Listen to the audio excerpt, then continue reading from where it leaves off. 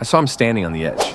It wasn't some dramatic cliff or anything, just the roof of the parking garage downtown. But still, it was high enough. I just parked my car and I saw him out of the corner of my eye. He was maybe my age, early 20s, wearing a hoodie and jeans. He wasn't pacing or freaking out or anything, just standing there, staring down at the street below. I don't know what made me stop. I didn't know him, but something about the way he stood, how still he was, made my stomach drop, so I called out, "Hey, you good?" At first, he didn't respond. I almost walked away because, honestly, it felt awkward.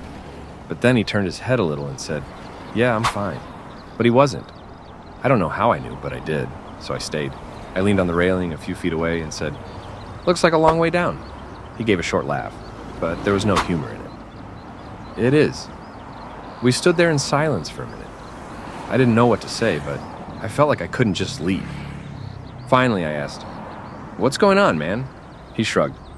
"Just life, I guess." I didn't push. I just stood there with him. Eventually, he started talking about how he dropped out of college, how his job sucked, how he felt like he was disappointing everyone. His parents, his friends, himself. I told him I got it. Who hasn't felt like they're screwing up their whole life at some point? We talked for a while.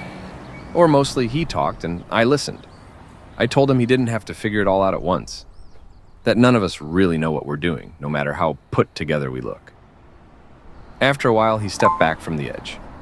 We exchanged numbers before we left. I didn't think he'd actually text me, but he did a few days later. Said he was looking into therapy and trying to get back on track. I don't know what would have happened if I hadn't stopped that day.